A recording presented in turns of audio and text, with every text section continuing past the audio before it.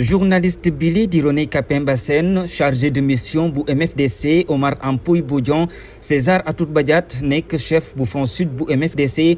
ñoom ñëpp la tribunal daal di daan seen ngiru dundu am mandat d'arrêt international ñu décerné ko chef bu Front Sud bu MFDC di César Atoute Badiate lu des ci ñi nga xamante ne ñoom la ñu tuumal ci mbirum Boffa Bayotte ñu acquitté leen chambre criminelle bu tribunal bu grande instance bu Ziguinchor daal di joxe verdictam ginnaaw procès bi nga xamante ne moom la ñu ubbi ci jiye ji amee ci àll bu Boffa Bayotte juróom-benn fan ci weeru janvier ci atum 2018 ngir fàttali toll na ci fukk ak ñeent ci ay exploitants forestiers ay nit yu ngànnaayoo ay fetel daal di leen boom ci biir àll bu Boffa Bayotte ginnaaw loolee juge d'instruction daal di mettre sous mandat de dépôt lu toll ci ñaar fukki nit ak juróom ñeenti at ci ginnaaw ñetti ci ñoom ñu daal di leen condamné ci seen ngiru dundu verdict bi nga xamante ne chambre criminelle bu tribunal bu grande instance bu Ziguinchor daan na ko joxe niki ci suba si jur na ab njàkkare jurey lool ci famille ñi nga xamante ne ñoom la ñu condamné. ci jàngat moom moo di que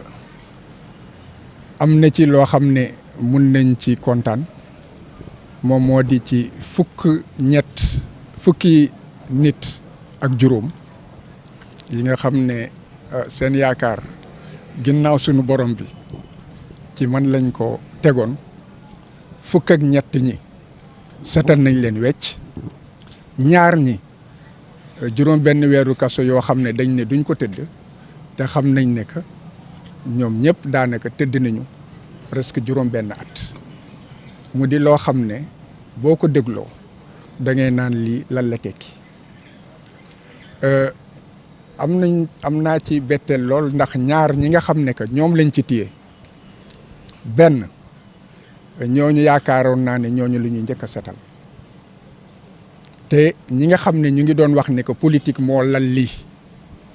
tey jii jox nañ leen dëgg ndax ñoom ñëpp li nga xam ne que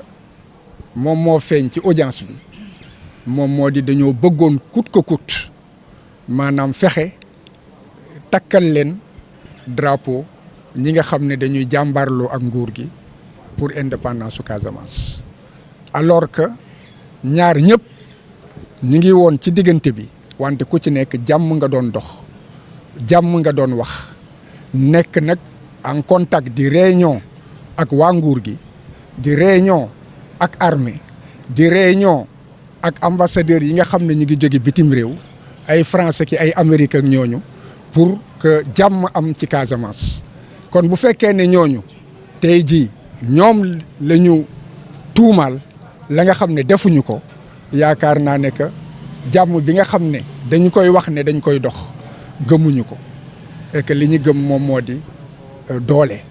te loolu du lu baax ci réew mi mu di nag loo xam ne que ñaawlu naa ko lool juge yi déglu nañu wante la ñu wax dafa duggul ci seen nopp ndax bu duggoon ci seen nopp duñ fi sax egsi ndax mbir mi ñëpp xam nañ ne que enquête bi jaarul yoon enquête police gendarmerie jaarul yoon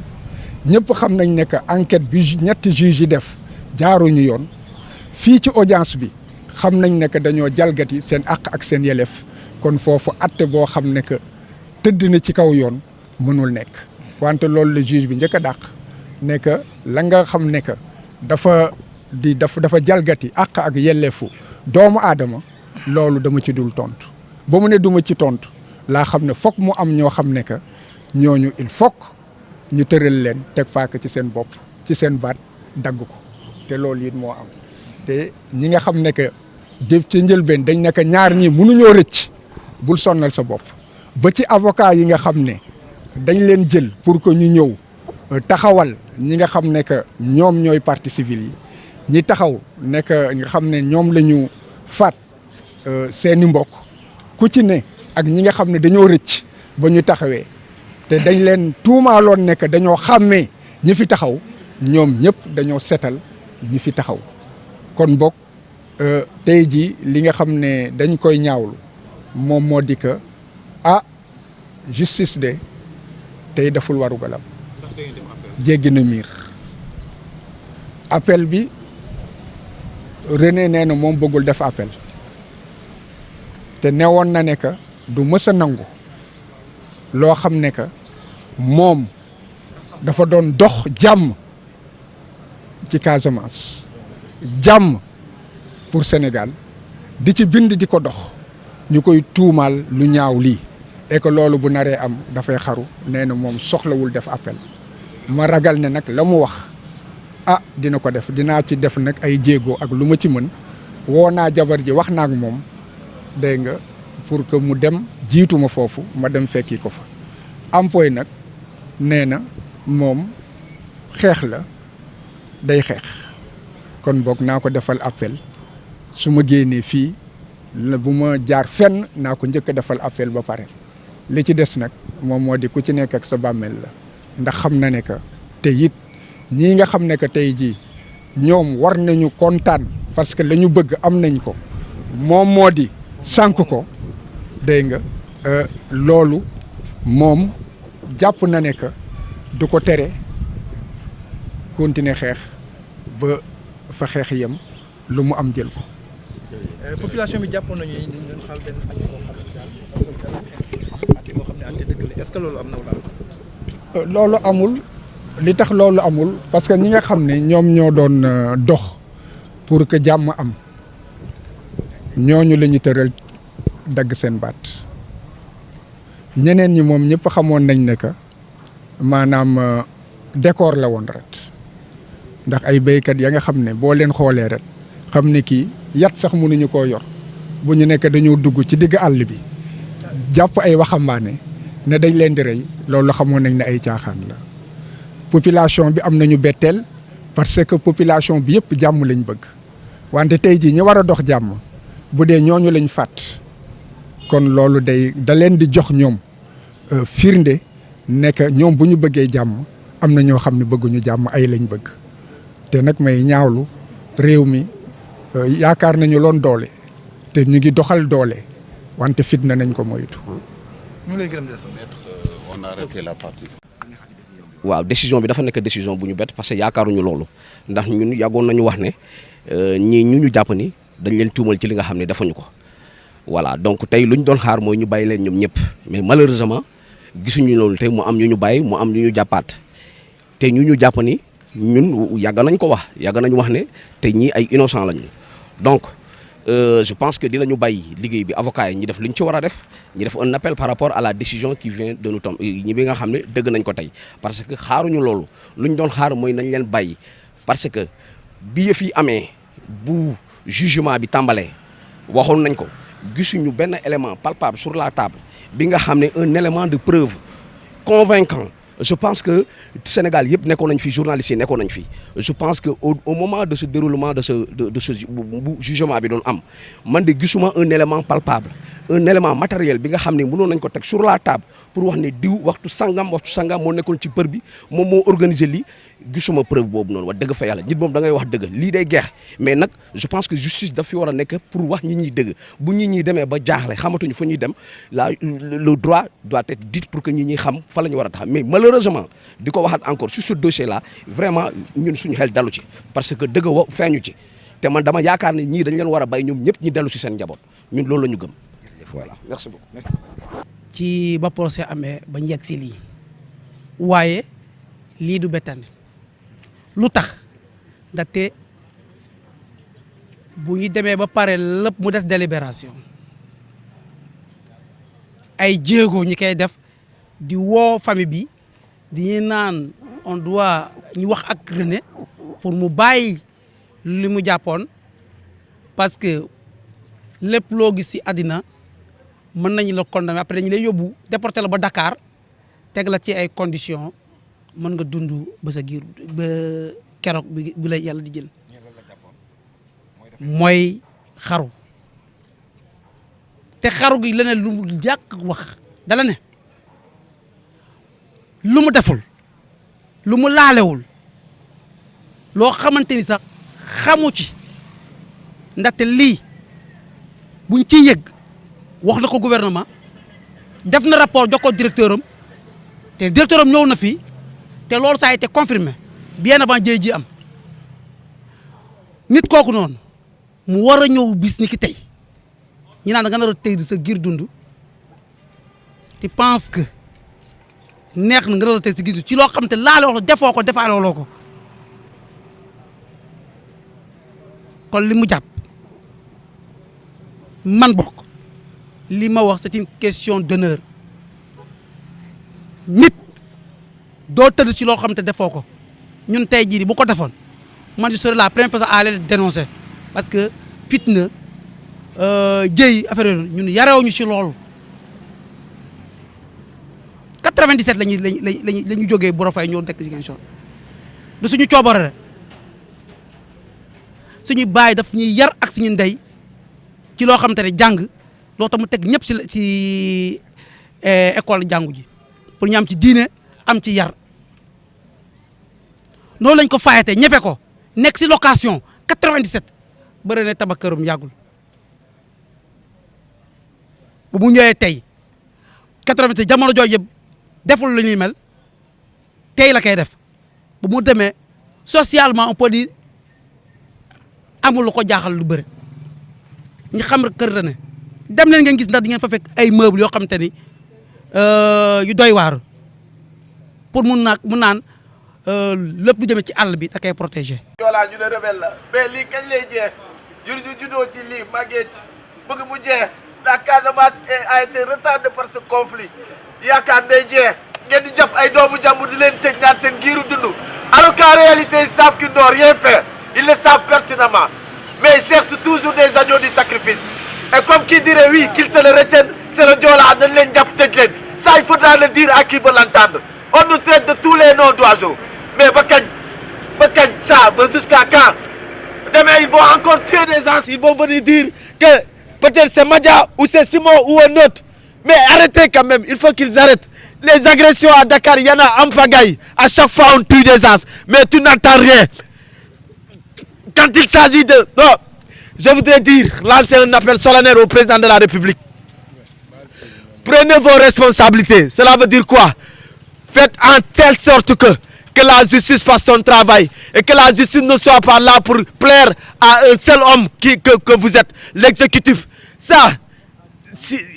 nous on avait de l'estime envers le juge d'instruction parce qu'on pensait qu'en réalité, le droit va se dire. Mais ça, c'est pas du droit.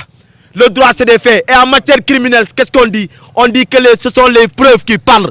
Mais quelles sont les preuves? Qu'est-ce que le juge d'instruction pouvait nous dire? Maintenant, ils vont tranquillement retourner ces jeux. Ils vont tranquillement retourner ces jeux